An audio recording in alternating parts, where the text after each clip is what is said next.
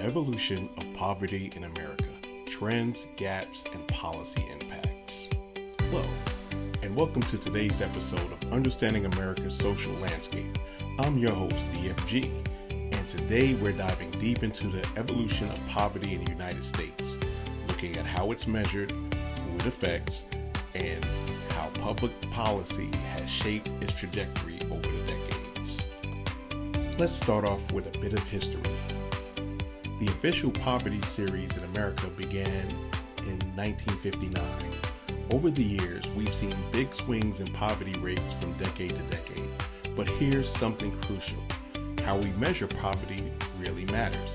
In 2009, the Census Bureau introduced the Supplemental Poverty Measure, or SPM, which takes into account not just income, but also taxes, in-kind benefits, and necessary expenses. Researchers have even reconstructed this measure for earlier decades, and it tells a very different story about who experiences poverty and how poverty has shifted its depth and distribution over time. The SPM, for example, reveals larger racial and demographic gaps than the official measure does. It also shows that anti-poverty programs have actually reduced poverty more than the official numbers suggest. Now let's talk about race and ethnicity. Historically, Black and Hispanic Americans have faced higher poverty rates than their white counterparts.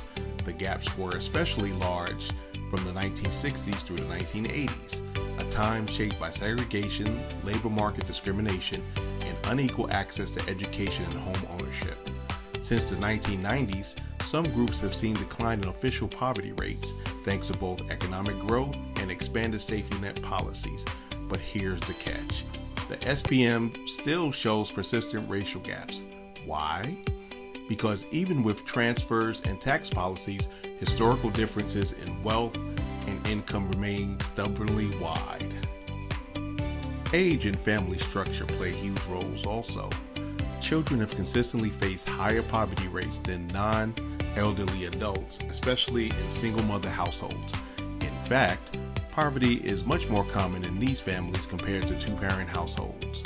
On the flip side, elder poverty has dropped dramatically since the 1960s, largely thanks to the Social Security and Medicare.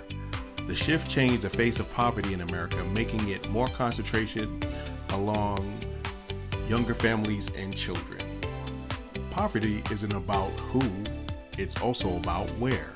In the mid-20th century, urban poverty among Black communities were shaped by segregation and industrial jobs. But as factories closed and rural economies declined in the late 20th and early 21st century, we started to see entrenched white poverty in places like Appalachia and parts of the Midwest. Today, both metropolitan segregation and disinvestment in certain neighborhoods keep poverty concentrated. Often, those patterns are deeply racialized. Let's look at the long-term impacts by demographic groups. Wealth accumulation and intergenerational transmission, historic barriers to home ownership, access to credit, and pensions have left Black families with much less wealth. As a result, poverty can persist across generations, especially in communities of color. Health and mortality. Long-term exposure to poverty by race, age, or location is linked to worse health outcomes, higher infant mortality, and shorter life expectancy for disadvantaged groups. Education and earning trajectories. In communities where poverty is concentrated, schools have fewer resources, leading to lower educational attainment and reinforcing labor market disadvantages, especially across racial and regional lines.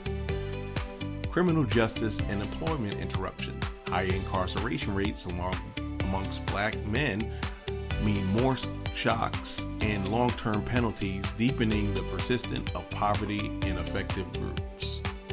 Now, we'll look at the role of public policy and measurement.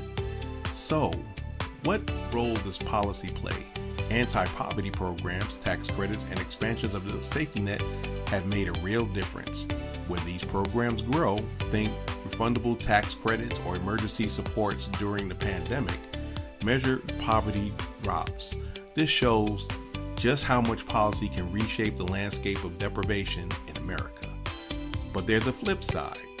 When policies are cut back or don't reach everyone, the underlying drivers like unequal education funding, housing discrimination, and labor market exclusion go unaddressed, and demographic disparities persist. Now we'll cover practical implications for researchers and practitioners.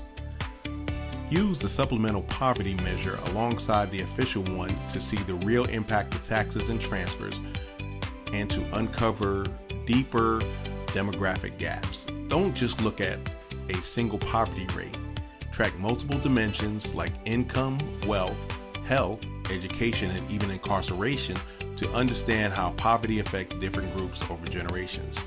Finally, when designating interventions, combine universal supports that reduce overall policy poverty with targeted, reparative, and place-based strategies that address historic and demographic harms. And let the historical data guide you. Thanks for joining me on this journey through a history and dynamics of poverty in the United States. Understanding these patterns is key to crafting solutions that work for everyone. Stay tuned for more episodes exploring America's social landscape. Until next time, if you can't laugh at yourself, find someone else to laugh at. This is DFG.